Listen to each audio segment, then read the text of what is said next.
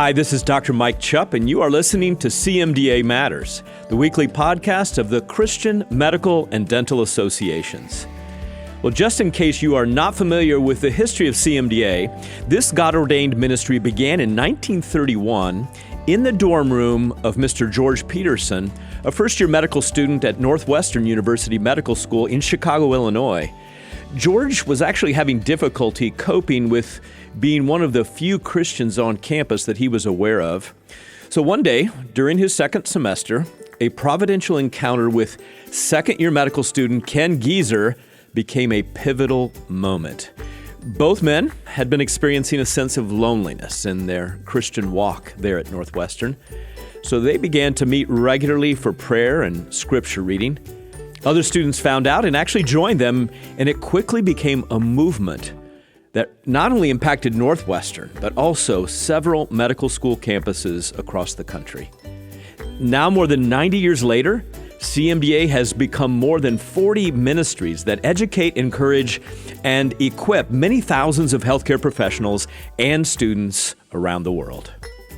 I'm joined on this week's episode by Mr. Ryan Orlando. He's a third-year medical student from Arizona who not only is being impacted by our campus ministry at CMDA, but also has been influenced by mentors who encouraged him to get involved in advocacy in the medical public square. I asked him to share about how CMDA has made and continues to make a difference for him. So let's listen in to our recent conversation.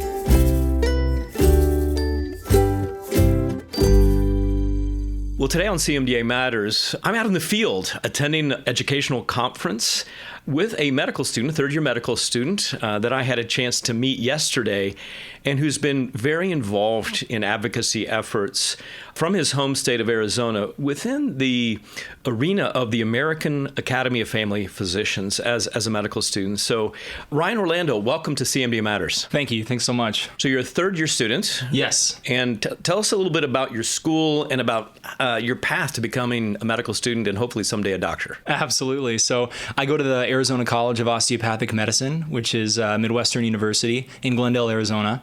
And as you said, I'm a third-year medical student there.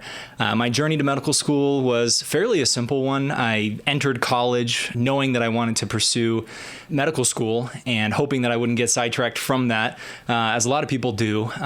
Thankfully, I did really well in college and my mind didn't change. I still wanted to be a physician. And so I took one gap year after college, which college for me was in San Diego at Point Loma Nazarene University. Oh, not a bad place to go to school. Very beautiful school, absolutely. It was a great time, and I learned a lot there. Great pre-med advisor there, and I took one gap year. I was an EMT in the city of San Diego, the county, which was really a blast. And then after that, made the trip over to Arizona to be in the DO school. How early on in medical school did you find out about CMDA? You've been a part of the student group, I believe. Yeah, so very early on, because in the beginning of the fall quarter at my school, there's always a club fair, a campus club fair, and I attended, in the beginning of my first year of medical school, eager to join student groups that I was interested in, and CMDA was one of those groups that had a booth, and I spoke with the student leaders, and it was one of the probably about 6 or 7 groups that I joined initially, and because of my faith, I knew I wanted to continue that. I went to a Christian high school, I went to a Christian college, and now for the first time ever, I was not at a Christian or religious institution at all. And so I wanted to still have that, group of Christians that I could always rely on if need be. Your story, I'm sure, is very familiar to many of our listeners, and it's very similar to my own story, coming into medical school and discovering CMDS at the time and finding a wonderful fellowship. So you entered medical school at a strange, bizarre time in the middle of the pandemic. What was it like being a medical student in the middle of the COVID-19 pandemic? I think the first word that comes to mind is isolating. Thankfully, I attended Midwestern University alongside my wife, who's a dental student there. So we were nearby each other, had that close-knit family. However, it was really just me in my apartment, just studying all day, watching lectures online. Once or twice a week, because I go to an osteopathic medical school, we have OMM lab where we learn those hands-on treatments. Yes. And that still stuck, even through COVID. We would go once a week, and that would essentially be our social interaction for the week. It was about 45 minutes to an hour of OMM lab. You had one partner, you wore a mask, obviously, and there was distancing measures in place. And so that was the best part of the week because it was the only part that I got to meet my peers. And because of that, I finished my first year of medical school with about 4 friends that I could actually call friends. So it was definitely not the experience I had thought of. When this whole pandemic started in March of that year, everyone was saying, oh, it'll be done by June. Like, well, it'll be over. Well, we won't be talking about this in August, right? Certainly not. So I was under the false presumption that, COVID wouldn't affect my medical school. I just didn't want it to. I don't think anybody did. And I thought, it'll pass. It didn't, clearly. Any residual still impact now as a third year at this point? Good question. I think I still don't know as many people as, my class is large. We have about 250 students in my third year class. So there was no way I was going to know everybody, but still, I think I missed out a lot on I don't have a friend group per se in med school. And I was sort of, interested in finding a group of friends. I just have some individual friends here and there. So I would say socially it has impacted that for me. But again, I have the comfort of being married and, having my partner, my wife with me. And so I feel like that can sometimes change your need. At least for me, it changed my need for the social connection. So I'm more or less satisfied only having a few close friends at school now. Well, we're here at the Matthew Bulfin Conference, which is an annual conference that's hosted by APLOG, the American Association of Pro-Life OBGYNs, as well as the American College of Pediatricians, a couple of actually sister organizations within the new Alliance for Hippocratic Medicine that CMDA is a part of. So you obviously care about advocacy about life, and I was introduced to you before this conference by one of our very active and involved advocacy family physicians in St. Louis, Dr. Josephine Glaser. She's a part of a medical interest group within the AAFP, the American Association of Family Practice. And there is a pro-life medical interest group. Now, I don't believe that ACOG or other AMA, I don't think there's a but there is still in the AAFP. And you've gotten involved as a student. How did that happen, and what's that been like as a student? Well, to get to the AAFP member interest group, the Physicians for Life member interest group, that was not my first entrance into the AAFP. So to really get there, it started back when I was a part of our state chapter, State Academy of Family Physicians chapter, the Arizona Academy of Family Physicians. I was one of their health policy scholars. And so that got me into the world of the AAFP to begin with. And so that was a program that I did last year in my second year in the winter and the spring that took me to the Family Medicine Advocacy Summit in Washington, D.C., which the AAFP puts on every year.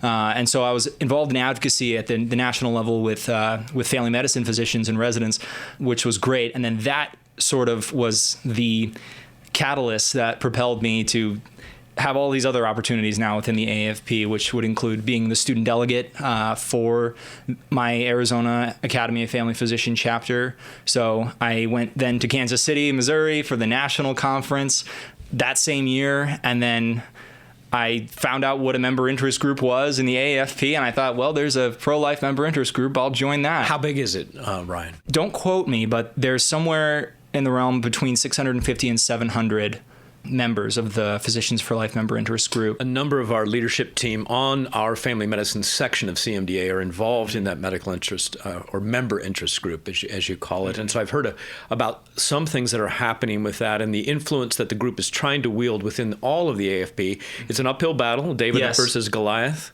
Certainly the majority of folks, members of the AFP, are not within that. And I personally have friends who've stopped being AFP members because of their agenda. That's supportive of abortion. Speaking of abortion, and since Roe v. Wade happened, there have been some discussions by the AFP regarding pregnancy resource centers. And you've had some involvement and from what I understand, some influence and some policies. Tell our listeners about that. Absolutely. So this takes us back to the AAFP National Conference for Family Medicine Students and Residents back in July of last year, which was in Kansas City, as it always is. And like I mentioned previously, I was representing my state chapter, the Arizona AFP, as student delegate to the Student Congress of Delegates that meets at that national conference in Kansas City. So I was one of nearly 50 medical students that were representing different states to come together to the Student Congress of Delegates and propose resolutions to the Academy, essentially suggestions on what we think from our student perspective the Academy should be focused on. And one of the resolutions was a resolution that proposed the AAFP to ban family medicine residency programs from allowing their residents to rotate through pregnancy medical centers or pregnancy resource centers. And I heard of this during the session where the proponents of the resolution were discussing it and bringing it up into conversation. And there's a bit of debate that can happen in the Student Congress. It's welcomed conversation. We don't technically really like to call it debate.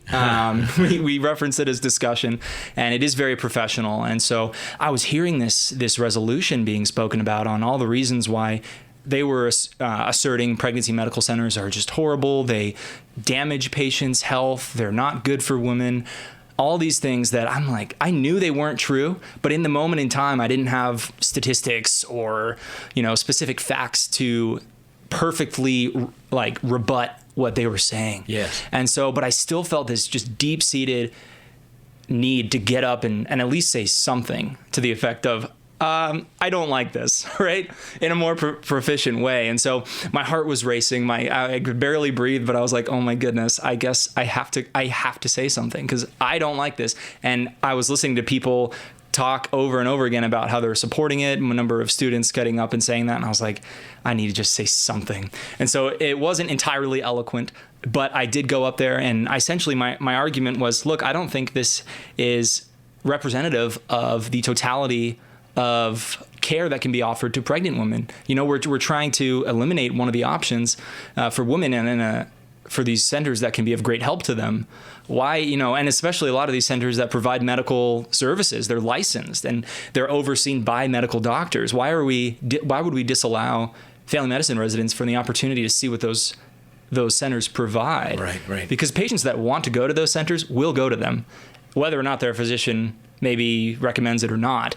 But it's always better for the physician to know, at least, right, what their patients are doing, where they're going. And by banning that from a family medicine residency program, well, that's just limiting the scope now of the family medicine physician to understand what those centers are. So as you're sharing, this is in front of other students or Yes. a larger body. So did you see any heads nodding, bobbing up and down in agreement, or did you see grimaces on faces? I didn't see faces. I was looking at a panel of individuals that were hearing and taking notes. And so the panel they were very stone cold for every resolution. They're just very blank in the face, as they, I think they should be, just taking notes, sort of listening. They're making appropriate eye contact with me, but nothing like overtly against or overtly for. No body language that was too suggestive. And I was facing them, so I didn't see students.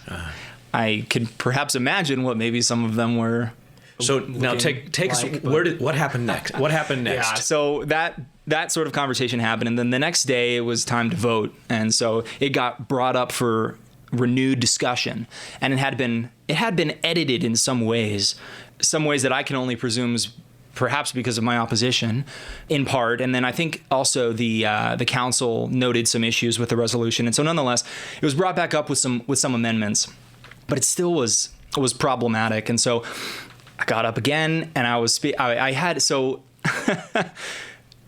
backing up to the previous day when the first discussion happened, I thought this is definitely going to be talked about again. So that night, I stayed up super late and I was researching and I made a document that I could read from when I testified the next day. And so now we're at the next day, it's brought back up for discussion. I'm like, okay, I'm ready this time. So I had some statistics. I felt there was a great need for education on what pregnancy medical centers are, pregnancy resource centers. People didn't really know, and they were throwing out like baseless claims that I was like, I finally found the answer to just by doing a quick search of the internet. And so I felt like it was important to educate not only the council who's deciding on the resolution, but the students who are going to vote on it, like what this is actually doing, what this is actually talking about. And so nonetheless, I was doing that. And then every student, there were tens of students that were getting up and voicing support. And I was the only one that got up a couple times to, voice opposition. And so finally, it was nearing the end of the discussion, and this colleague of mine who I hadn't met previously, but she's a younger woman, medical student. She approached me in the row that I was sitting in while another student was speaking to the Congress, and she was like, "Ryan, I think I have something I could share with the Congress, but like, I'm kind of scared. I'm kind of nervous." And I said, "Oh my gosh." I said, "Why are you nervous?" I said, "What do you have to say?" And then she starts telling me like, "Well, I have a personal experience, with an unintentional pregnancy, and I went to one of these centers and they really helped me." And I said, "You need to speak. You need to speak." And I was just trying to embolden her as much as I could. We obviously had to talk quietly because the Congress was in session, but she was led to do it, and she went up and spoke her experience, which was something I couldn't do, right? Because I've never experienced this care. How could I? I'm a 24-year-old guy here. I haven't gone to one of these centers, not as a patient, but she has. And so that was just such a powerful testimony she shared, and I think ultimately it influenced the final decision, which was the resolution was amended so much that it ended up in a completely different direction. And it was passed, but the way it was passed was much better than when it was originally written. And essentially what it passed as was a resolution asking the Academy of Family Physicians to simply investigate these pregnancy medical centers, find out more about them, and not form an official opinion on them yet. So did that go up the chain, up the food chain, if you will, in terms to resident and, the full Congress in terms of its influence? Yeah. So I have a limited understanding of where these resolutions go once they're passed. It does go up the chain. So the answer is yes. Where exactly it went and the name of the, organ or the group that maybe took it on, I'm not entirely sure. The status of that resolution, I'm not entirely sure. But I have to believe, Ryan, that not only did you influence the young woman who then was emboldened to give the testimony, but to others listening in, maybe some who would have just too in trepidation about giving their own testimony, their opinion. And some of those are going to go on to future leadership within the AFP. Right. And so you speaking up, and that there is an opposing view to trying to shut down these pregnancy resource centers had a ripple effect, certainly. Yeah. So you're here at this conference, the Matthew Bulfin Conference. We've both heard a number of great speakers. What are you going to take away from this conference? So far, what I'm going to take away was a session we had yesterday. It was all about the mental health consequences of abortion, which is something that I knew nothing about. Intrinsically, I knew there has to be some adverse mental health consequences of abortion. But busy medical student here, I don't make the time to spend hours to, research the evidence and find the studies. And so finding myself here at this conference is just, I'm taking notes on every session. And for that session in particular, I just felt like I came out of it so well equipped with studies that I can now access very quickly, and summary points like talking points, you might say, that I can memorize and remember for when I might have to be prepared to speak on the topic in the future. I just think that this conference, and there have been subsequent plenary sessions where I feel like I've walked out with notes that are going to serve me very well in the future, along with sources. It's just condensing all the time it would take to research all these things into one 1 hour session that just is so highly valuable. There's no other way I would have come out with that knowledge. What would you say to other students who wonder how in the world that they could possibly fit into their medical school years an involvement in advocacy like you've been involved? How would you encourage our listeners and maybe our grad listeners who are impacting small groups of students? What would you share with them? Yeah, so getting involved in advocacy in general, whether it's pro-life focused or not, really starts with your school's student organizations. So what are you interested? Are you interested in family medicine or pediatrics or OBGYN? Get involved in those student groups. And then from there, find out who their faculty advisor is, because they're often highly involved with that organization, right? And then they can lead you to leadership positions in advocacy. There's no shortage of opportunity. I think the biggest hurdle for medical students, including myself, is just finding the opportunity, right? The opportunities are there. It's just I've been blessed with a specific physician faculty at my medical school who has really set me up well with these opportunities. And so it really depends on, finding that faculty who's really involved in getting in touch with them, whether you just cold email them and ask them, hey, what are the opportunities available to me?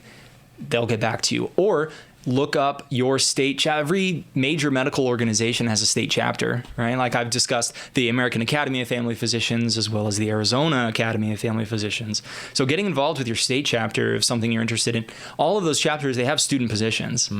They do. And it's, at least most of them do, that from my experience. Have you been blessed with a godly Christian mentor in your school here in Glendale? Or have you, through Dr. Glazer or others, had to go for distance mentoring, if you will? Sure, yeah. I enjoy talking about this. So my first pro-life physician mentor is Dr. Bill Lyle, Dr. William Lyle. He's colloquially known as the pro-life doc. That's his brand. But I met him when he spoke in Arizona at Choices Pregnancy Center. They had an event and they had him come speak.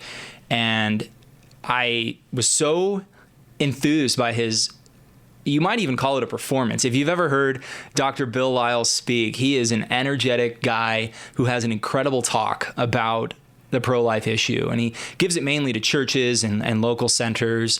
And I was just so enthralled by it that I just had to meet him. And so I met Dr. Lyle. He's a fellow osteopathic physician. He is also a fellow of the American College of OBGYNs. He's a board certified OB. And yeah, he and I just had a great conversation. He gave me his number and we've been in touch over the months. And so he knows everything I've been up to with the AAFP and other ventures that this pro-life journey's taken me on. But he's really the first mentor I've had. And then certainly being involved with the AAFP pro-life Physicians for Life member interest group has given me a whole host of physicians now who are I think some students may think that there's somebody like Dr. Lyle, who's well known, and that maybe I'm, little me. What interest would they have in my life? And I think students like yourself would be surprised at the desire, the motivation for folks like Dr. Lyle to impact and help students like yourself get more involved and have a voice. So I do want to encourage any students listening out there, no matter who it is, when students reach out to me, I just get so excited. And sometimes I'm not the right person. I know someone locally that they could match up with and even meet with that could mentor them in the direction, specialty, and certainly to represent for them what it's like to be a grad physician who follows Christ ardently. Switching gears, what would you like to be doing, see yourself doing 5 years from now? I mean, what's the future for Dr. Ryan Orlando? I love it. Where do you get that? I love it. In 5 years, I am a, hopefully, board-certified family medicine physician. That's why the time frame was 5 years. Exactly. That's a perfect time frame. So board-certified in family medicine in an outpatient setting, doing primary care medicine. And the reason I want to do family medicine in particular is just because it's just such a vast field with so much opportunity. And if I desire to pull my practice in a certain way, I have essentially the freedom to do so as long as I'm trained. And so the wide scope of family medicine is what really draws me to it. Clearly, I have an interest in obstetrics and the pro-life cause, and incorporating that into my practice is something I hope to do. Be a known, pro-life physician that female patients can come to if they desire a pro-life physician to care for them. So that's what I'm doing personally. Hopefully got a kid or two and growing my family. That How long means have you a lot been married? To me. I've been married for a year and a half now. Okay. Year and a half now to What my does your wife lovely do? wife. She's a dental student at Midwestern. That's right. You mentioned that. Yep. So it'll be good. But yeah, really just family medicine. And then clearly I'm interested in involving myself with extracurricular activities. So ultimately, maybe not 5 years, but maybe later on, I'd love to be like a medical director for a pregnancy center, a local pregnancy center, provide that leadership if the opportunity ever presents itself, something like that. And then also advocating at the state level for pro-life legislation and other legislation that aligns with, my values. These are exciting days for docs who hold to the sanctity of life, want to protect life for the preborn, and care deeply about moms, care about moms and their babies. And I've enjoyed this conference very much. Ryan, I do want to thank you for taking the time to join me today on CMDA Matters. So God bless you, and I hope the rest of this conference you learn a ton of things that are going to arm you to protect the unborn. Thank you. Thank you so much.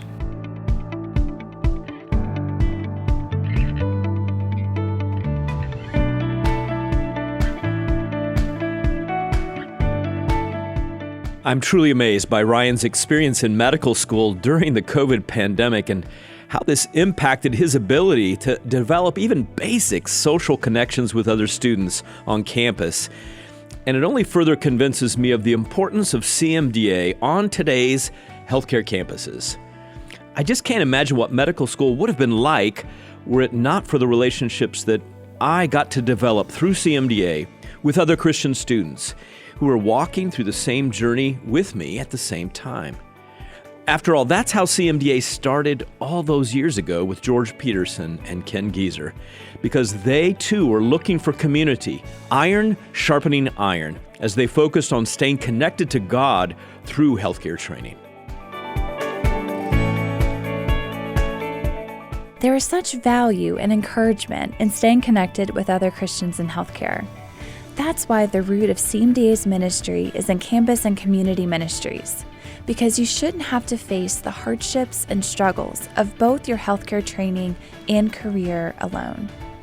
We are here to walk alongside you and be a resource. With more than 80 local ministry groups and over 320 campus chapters around the country, you can find connection with your colleagues through CMDA. For more information and how to find a group in your area, visit ccm.cmda.org.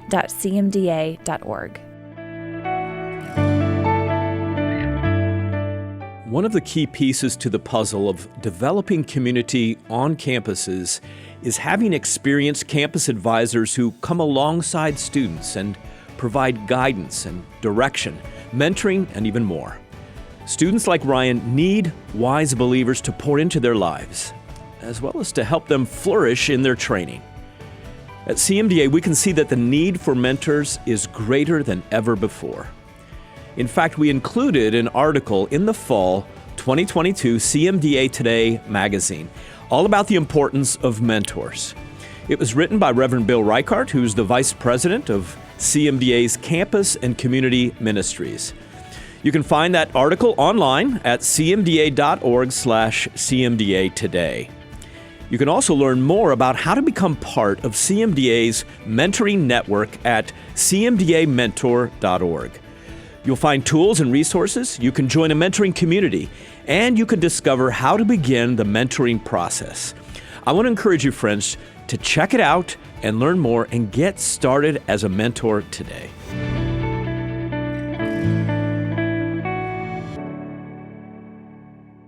At CMDA, we are also driven by our mission to equip students just like Ryan with the information that they need to know to be prepared to speak out with a Christian voice. That's part of the educational value that CMDA provides through our continuing education department, as well as our CMDA Learning Center.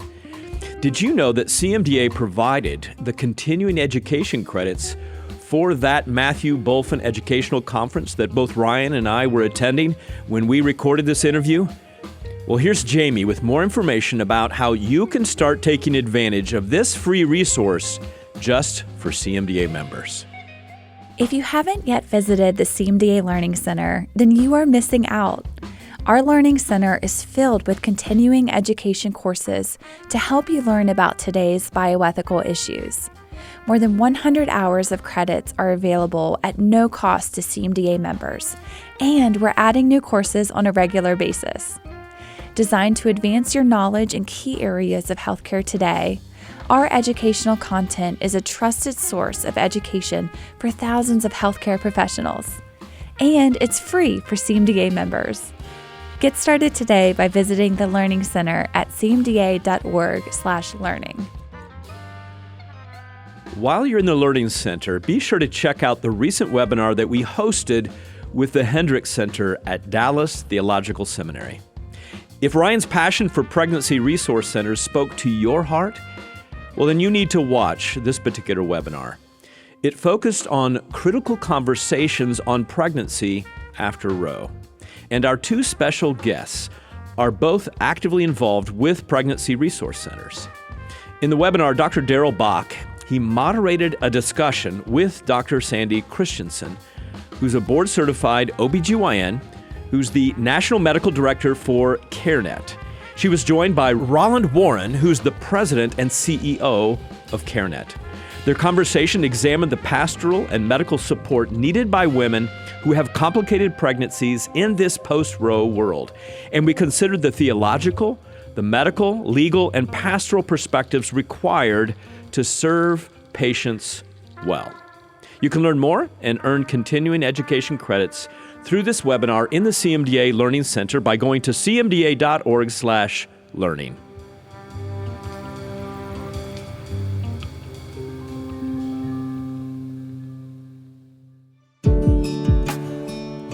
You've heard me talk about CMDA's specialty sections on the podcast before, but I specifically wanted to mention our family medicine section to you because they're actively working with that Physicians for Life member interest group that Ryan and I discussed during our conversation today.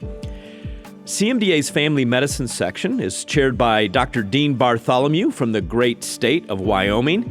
It's very active in the American Academy of Family Physicians, and they need pro-life physicians to join the AAFP's member interest group to show that this pro-life membership is strong, and it's vocal and is not to be dismissed in today's culture. If you'd like more information about our family medicine section and their advocacy efforts, just visit cmda.org/familymedicine. I was so impressed by Ryan's commitment to advocate for truth concerning pregnancy resource centers in discussions with other student leaders within the AAFP.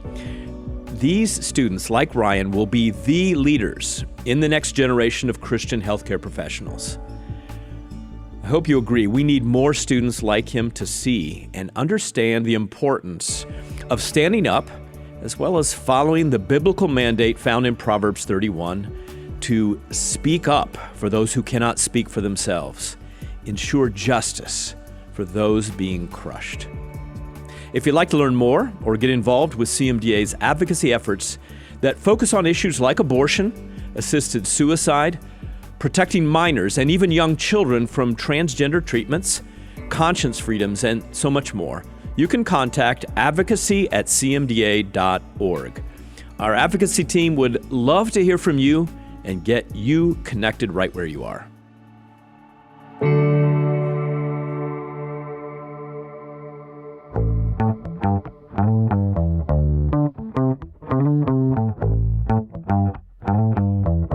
I hope that you'll join me next week as my special guest will be Dr. Jerome Adams, who was the 20th Surgeon General of the United States.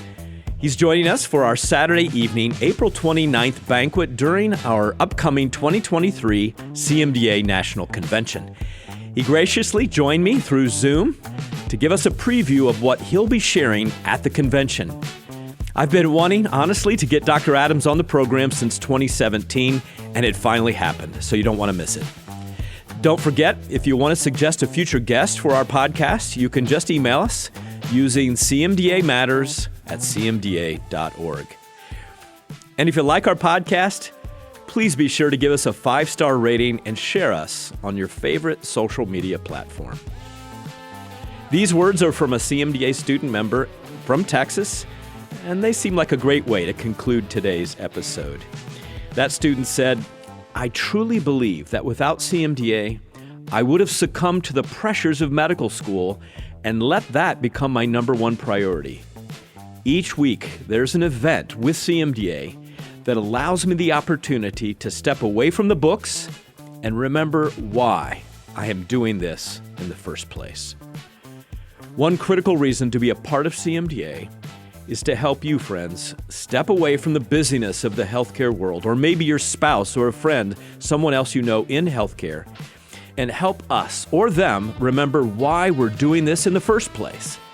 Ryan's testimony has really challenged me, and I hope it helps you remember why you pursued healthcare as a profession in the first place. We believe our ultimate purpose and fulfillment in medicine or dentistry or pharmacy or physiotherapy or optometry or many other specialties, all of those healthcare disciplines that we find our CMDA members practicing as followers of Jesus Christ, our vision, our purpose is found in bringing the hope and healing of Christ to the world.